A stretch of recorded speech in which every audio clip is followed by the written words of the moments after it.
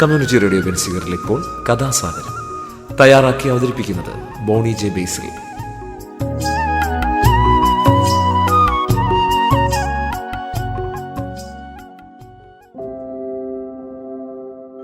നമസ്കാരം പ്രിയ ശ്രോതാക്കളെ, ഞാൻ ബോണിയാണ്. കഥാസാഗരത്തിൻ്റെ ഏറ്റവും പുതിയ എപ്പിസോഡിലേക്കും ഏവരെയും സ്വാഗതം ചെയ്യുന്നു. കഥാസാഗരം ആദ്യമായിട്ട് കേൾക്കുന്നവർക്ക് വേണ്ടി പറയുകയാണ്, കഥാസാഗരം കഥകളുടെ പരിപാടിയാണ്. ഓരോ എപ്പിസോഡിലും ഓരോ കഥ കേൾക്കാം. നാടോടിക്കഥകളും മുത്തശ്ശിക്കഥകളും ഇതിഹാസങ്ങളും പുരാണങ്ങളും ഐതിഹ്യങ്ങളും എല്ലാം ഇതിലൂടെ കടന്നു വരുന്നു. അപ്പോൾ ഇന്ന് എന്ത് കഥയായിരിക്കും ഞാൻ പറയാൻ പോകുന്നത്? ഇന്നൊരു ഹരിയാനയിൽ നിന്നുള്ളൊരു നാടോടിക്കഥയാണ് പറയാൻ പോകുന്നത്.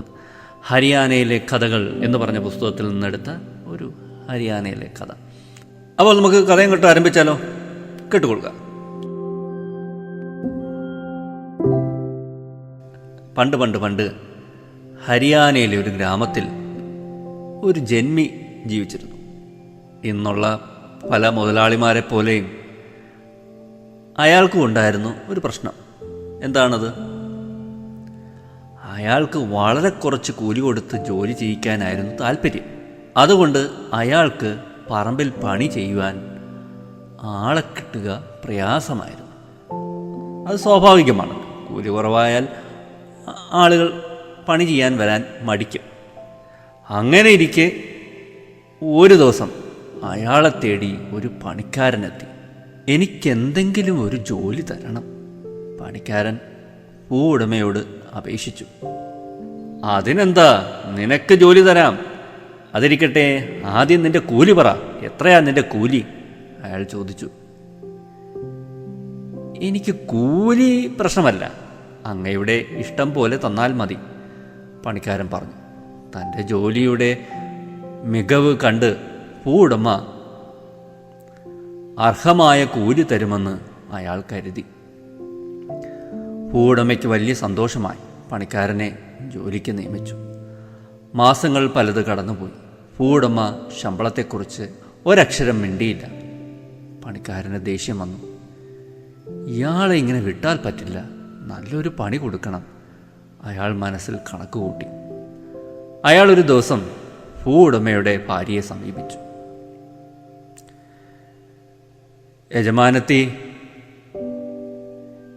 യജമാനന് എന്തോ മാരകമായ അസുഖമുണ്ട്. അദ്ദേഹം ഇനി അധിക കാലം ജീവിച്ചിരിക്കില്ല. ഞാൻ പറയുന്നത് വിശ്വാസമില്ലെങ്കിൽ അദ്ദേഹത്തിൻ്റെ മുതുകൊന്ന് നക്കി നോക്കൂ. നല്ല ഉപ്പ് രസമായിരിക്കും. അതാണ് ആ രോഗത്തിൻ്റെ ലക്ഷണം. പിന്നെ അയാൾ നേരെ ചെന്നത് ഭൂവുടമയുടെ പക്കലാണ്. യജമാനത്തിയുടെ മനോനില അത്ര ശരിയല്ലെന്നാണ് തോന്നുന്നത്. ചിലപ്പോൾ അവർ അങ്ങയെ കടിച്ചു പറിച്ചേക്കും.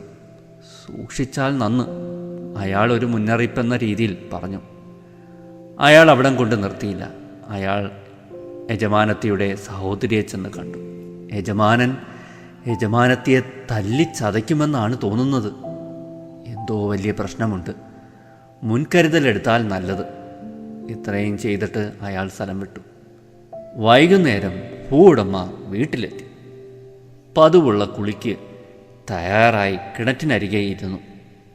വെള്ളം കോരി ഒഴിക്കാൻ വന്ന ഭാര്യ ഉപ്പ് രുചിയുണ്ടോ എന്നറിയാൻ അയാളുടെ മുതുകിൽ നക്കി നോക്കി. അപ്പോൾ പണിക്കാരൻ പറഞ്ഞത് ഭൂവുടമയ്ക്ക് ഓർമ്മ വന്നു. ഭൂവുടമ ഉടനെ ചാടി എഴുന്നേറ്റ് വടിയുമായി ഭാര്യയുടെ നേരെ ചെന്നു. എന്നെ കടിക്കാൻ നോക്കുന്നോ? നിന്നെ ഞാൻ! മറഞ്ഞു നിന്ന് ഇത് വീക്ഷിച്ചുകൊണ്ടിരുന്ന ഭാര്യയുടെ അനുജത്തിയും ഭർത്താവും ചാടി വീണ് ഭൂവുടമയുടെ വടിയിൽ കടന്നു പിടിച്ചു.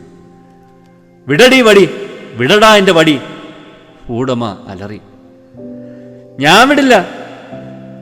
അങ്ങനെ പിടിയും വലിയുമായി, അടിയും തൊഴിയുമായി, നിലവിളിയും കരച്ചിലുമായി നാട്ടുകാർ ഓടിക്കൂടി ഇടപെട്ടു. എന്താണിവിടെ പ്രശ്നം? അയ്യോ, ഇങ്ങനെ തമ്മിൽ തല്ലല്ലേ, തമ്മിലടി ഒന്നിനും പരിഹാരമല്ല. മുതിർന്നവർ ഭൂവുടമയെ വഴക്ക് പറയാൻ തുടങ്ങി.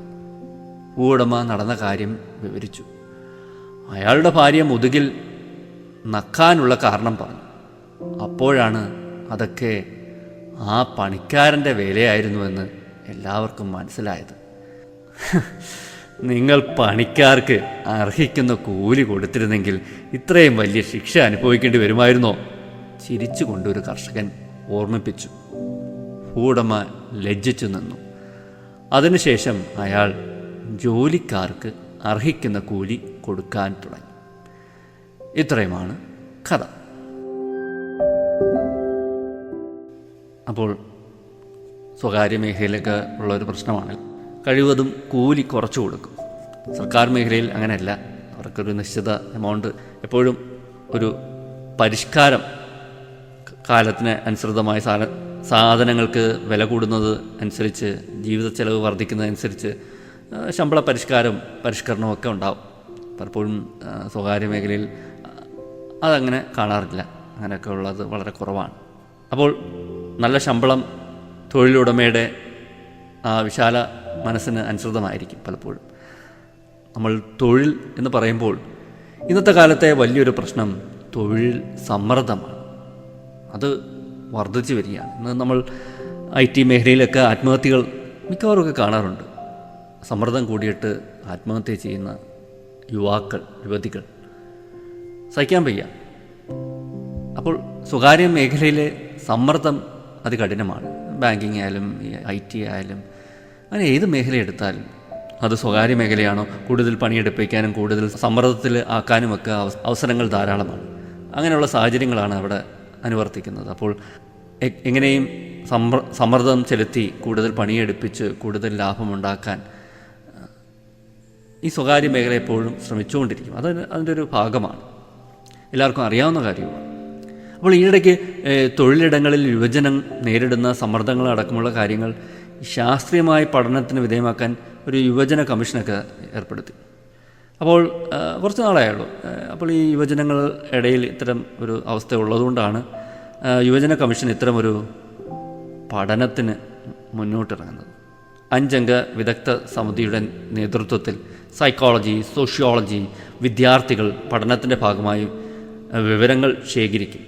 ആ പഠനം നടന്നുകൊണ്ടിരിക്കുക. അപ്പോൾ ഈ മാസം മറ്റുമാണ് അതിൻ്റെ പഠനം പൂർത്തിയാക്കി സർക്കാരിന് റിപ്പോർട്ട് സമർപ്പിക്കുകയാണ് ആ സമിതിയുടെയൊക്കെ ലക്ഷ്യം. ചിലപ്പോൾ നമുക്ക് ഉടനെ അതിൻ്റെ റിപ്പോർട്ടൊക്കെ ചിലപ്പോൾ വായിക്കാൻ സാധിക്കുമായിരിക്കും. അപ്പോൾ ഇതിൻ്റെ ഒരു 1ാം ഘട്ട പഠന റിപ്പോർട്ട് സർക്കാരിന് സമർപ്പിക്കുകയുണ്ടായി. അപ്പോൾ സംസ്ഥാനത്ത് 5 വർഷത്തിനകം നടന്ന 895 ആത്മഹത്യകളാണ് ഈ പഠനത്തിന് വിധേയമാക്കിയത്. അപ്പോൾ ഞെട്ടിക്കുന്നൊരു വസ്തുത ആ റിപ്പോർട്ട് വായിച്ചപ്പോൾ ആ റിപ്പോർട്ടിൽ പറഞ്ഞിരിക്കുന്നത്, അല്ലെങ്കിൽ ആ കമ്മീഷൻ്റെ ഒരു കണ്ടെത്തലെന്ന് പറയുന്നത്, തൊഴിൽ രഹിതരേക്കാൾ കൂടുതൽ ജീവനൊടുക്കിയത് തൊഴിൽ ചെയ്യുന്നവരായിരുന്നു. അസംഘടിത മേഖലയിൽ ജോലി ചെയ്യുന്നവരാണ് ഇതിൽ ഭൂരിഭാഗവും. അപ്പോൾ ഇത് വ്യക്തികളുടെ വരുമാനവുമായും ഇത് ബന്ധപ്പെട്ടിട്ടുണ്ട്. അപ്പോൾ ഇതിൻ്റെ 2ാമത്തെ പഠനവും ബന്ധപ്പെട്ടിരിക്കുന്നത് തൊഴിൽ ഇടങ്ങളുമായി ബന്ധപ്പെട്ട സമ്മർദ്ദം യുവാക്കൾക്കിടയിൽ കൂടി വരുന്നതിൻ്റെ പശ്ചാത്തലത്തിൽ കൂടിയാണ് 2ാം ഘട്ട പഠനം. അപ്പോൾ തൊഴിലിടങ്ങളിലെ സമ്മർദ്ദവുമായി ബന്ധപ്പെട്ട് ധാരാളം പരാതികൾ ലഭിക്കുന്നുണ്ടെന്നാണ് ഈ കമ്മീഷൻ ചൂണ്ടിക്കാട്ടുന്നത്. IT, ടെക്സ്റ്റൈൽസ് തുടങ്ങിയ വിവിധങ്ങളായ മേഖലകൾ കേന്ദ്രീകരിച്ചാണ് ഈ പഠനം നടത്തുക. അപ്പോൾ നമ്മൾ ഒരു യുവജന ആത്മഹത്യ നിരക്കൊന്ന് പരിശോധിച്ച് കഴിഞ്ഞാൽ, അതായത് 2019, 2023 കാലഘട്ടത്തിൽ അതാണ് ആ ഒരു പഠന കാലയളവ്. പ്രായപരിധി 18-നും 45-നും ഇടയിൽ പഠനം നടത്തിയ ആത്മഹത്യകളുടെ എണ്ണം ഞാൻ നേരത്തെ സൂചിപ്പിച്ചിരുന്നു. എണ്ണമെന്ന് പറയുന്നത് 895. അപ്പോൾ പുരുഷന്മാരുടെ ഇടയിലെ ആത്മഹത്യ 79.6%. സ്ത്രീകൾക്ക് ഇടയിൽ സ്ത്രീകളുടെ ആത്മഹത്യ 20.4%. ഏറ്റവും കൂടുതൽ ആത്മഹത്യ ഏത് പ്രായത്തിലാണെന്ന് അറിയണോ? 36-നും 40-നും ഇടയിലാണ്. ആ പ്രായത്തിലാണ് കൂടുതൽ ആത്മഹത്യകൾ നടന്ന ഒരു പ്രായം എന്ന് പറയുന്നത്. വിവാഹിതർ അത് 42.6% പേർ ആത്മഹത്യ ചെയ്തു, ആ ഗണത്തിൽപ്പെടുന്നു. അവിവാഹിതർ അത് 54.6% ആ കാറ്റഗറിയിൽ ആത്മഹത്യ ചെയ്തത്. തൊഴിൽ ചെയ്തിരുന്നവർ 63.9%. കുറഞ്ഞ വരുമാനക്കാർ 33.1%. മദ്യത്തിന് അടിമകൾ 39.2%. മയക്കുമരുന്ന് ഉപയോഗിച്ചിരുന്നവർ 15.3%. അപ്പോൾ ഞാനിങ്ങനെ ശ്രദ്ധിക്കുകയായിരുന്നു ഈ കണക്കുകളൊക്കെ. അല്ല, മദ്യത്തിന് അടിമകളായിട്ടുള്ളവർ ആത്മഹത്യ ചെയ്ത ശതമാനം എന്ന് പറയുന്നത് 39.2%. അപ്പോൾ മദ്യം ഒരു ഘടകമാണെന്നുള്ളത് ഇതിൽ നിന്ന് തെളിവാണ്. അപ്പോൾ മദ്യപിക്കാൻ തുടങ്ങുന്നത് തന്നെ ചിലപ്പോൾ ഇത്തരം ഈ സ്ട്രെസ്സ്, അല്ലേ, ഈ തൊഴിൽ സമ്മർദ്ദം, സ്ട്രെസ് എന്ന് പറയുമ്പോൾ സമ്മർദ്ദം കൂടിയിട്ടാണ്. അപ്പോൾ അതായിരിക്കും മദ്യത്തിലോട്ടൊക്കെ തിരിയുന്നതും മദ്യപാനി ആകുന്നതിൻ്റെയൊക്കെ ഒരു കാരണം ഈ ഇത് കണക്കുള്ള സമ്മർദ്ദമാണ്, തൊഴിൽ സമ്മർദ്ദമായിരിക്കാം. അപ്പോൾ അതൊക്കെ നമ്മൾ പഠന വിധേയമാക്കേണ്ട കാര്യമാണ്. അപ്പോൾ വിവാഹിതർ 42.6% പേർ ആണ്, അല്ലെ, വിവാഹിതർ ആത്മഹത്യ ചെയ്തിരിക്കുന്നത്. പക്ഷേ ഞെട്ടിക്കുന്നത് അവിവാഹിതർ 54.6% ആത്മഹത്യ ചെയ്തു എന്നുള്ളതാണ്. തൊഴിൽ ചെയ്തിരുന്നവർ 63.9% ഉണ്ട്. അതും ഞെട്ടിക്കുന്നൊരു വസ്തുതയാണ്. അപ്പോൾ തൊഴിലിടങ്ങളിൽ സമ്മർദ്ദമുണ്ട് എന്നതിൻ്റെ ഒരു സൂചന കൂടിയായിരിക്കാം ഇതൊക്കെ. പുരുഷന്മാർ, അതാണ് വേറൊരു ഞെട്ടിക്കുന്നൊരു വസ്തുത. എണ്ണത്തിൽ കൂടുതൽ പുരുഷന്മാരാണ്. പുരുഷന്മാരുടെ കണക്ക് നമ്മൾ പരിശോധിച്ചാൽ എണ്ണത്തിൽ കൂടുതൽ പുരുഷന്മാർ ആത്മഹത്യ ചെയ്യുന്നുണ്ട്. അതും വളരെ ഞെട്ടിക്കുന്ന ഒരു വസ്തുതയാണ്. അപ്പോൾ സമ്മർദ്ദം ഒരു പ്രധാന ഘടകം തന്നെയാണ്. ഈ കഥയിലും പണ്ട് കാലം മുതലേ ഈ കൂലി കറക്റ്റായിട്ട് കൊടുക്കാതിരിക്കുക, അല്ലെങ്കിൽ വേണ്ടുന്ന കൂലി കൊടുക്കാതിരിക്കുക, അതൊക്കെ പണ്ടേ ഉള്ളതാണ്. മനുഷ്യർക്കെല്ലാം ഈ പിശുക്ക് ഉള്ളതാണ്. പിശുക്ക് കാണിക്കുന്ന മനുഷ്യരാണ് പൊതുവെ എല്ലാവരും. കൊടുക്കുക എന്ന് പറയുമ്പോൾ വലിയ ബുദ്ധിമുട്ടാണ്. അപ്പോൾ അങ്ങനെ തൊഴിൽ ഉടമകൾക്കും അങ്ങനെ ഒരു പ്രവണതയുണ്ട്, കൊടുക്കാനൊരു വൈമനസ്യം. തൊഴിൽ ചെയ്യുന്നതിനനുസരിച്ചുള്ള കൂലി. ഒരു അസംസ്കൃത വസ്തുവിൽ നിന്ന് ഒരിക്കലും ഒരാൾക്കും ലാഭം ലഭിക്കില്ല. അതിൽ, അല്ലേ, അധ്വാനം ചെലുത്തുമ്പോഴാണ്, അല്ലെ, അതിനെ അധ്വാനത്തിന് പാത്രമാക്കുമ്പോഴാണ് അതിൽ നിന്നൊരു ഉൽപ്പന്നമുണ്ടാകുന്നത്. അപ്പോൾ തൊഴിലാളിക്ക് വലിയൊരു സ്ഥാനമുണ്ട്. ഈ തൊഴിലാളികൾ അധ്വാനിക്കുന്നതുകൊണ്ടാണ് പലപ്പോഴും ഒരു പ്രോഡക്റ്റ്, ഒരു ഉൽപ്പന്നം ഉണ്ടാവുകയും ഈ മുതലാളിക്ക് ലാഭം കിട്ടുകയൊക്കെ ചെയ്യുന്നത്. അപ്പോൾ പലപ്പോഴും ഈ ലാഭം ഈ തൊഴിലാളി നടത്തുന്ന ആ പ്രവർത്തനത്തിൻ്റെ ആ അധ്വാനം പലപ്പോഴും കുറച്ച് കാണുകയും അതിൽ നിന്ന് കുറേയേറെ മുതലാളി കരസ്ഥമാക്കുകയൊക്കെ ചെയ്യും. അങ്ങനെയാണ് ഈ ലാഭം കുമിഞ്ഞുകൂടുന്നത്. അപ്പോൾ അങ്ങനെ ഒരു ശാസ്ത്രം കൂടിയുണ്ട്. അപ്പോൾ അധ്വാനമില്ലാതെ ഒരു പ്രോഡക്റ്റും ഉണ്ടാവില്ല. ഒരു അസംസ്കൃത പദാർത്ഥം കൊണ്ട് ഒന്നും ആവില്ല. അത് അധ്വാനിക്കുമ്പോഴാണ് അതൊരു ഉൽപ്പന്നമായി മാറുന്നത്. അത് തൊഴിലാളിയാണ് ചെയ്യുന്നത്, അല്ലേ, അതിൻ്റെ പിന്നിൽ പ്രവർത്തിക്കുന്നതൊക്കെ. ബുദ്ധികേന്ദ്രവും അല്ലെങ്കിൽ തൻ്റെ കയ്യോ കരവിരുതോ ഒക്കെ കൊണ്ട് അത് ഉൽപ്പന്നമാക്കി മാറ്റുന്നതാണ്. അവിടെ ഒരു അധ്വാനം ഉണ്ട്.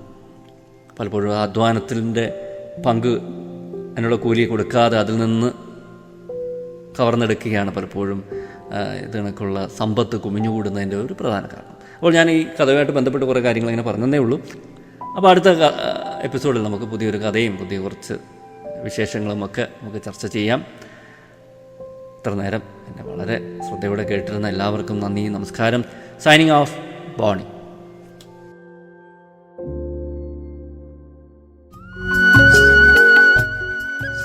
കമ്മ്യൂണിറ്റി റേഡിയോ ബെൻസിഗറിൽ നിങ്ങളിപ്പോൾ കേട്ടത് കഥാസാഗരം. തയ്യാറാക്കി അവതരിപ്പിച്ചത് ബോണി ജെ ബേസിൽ.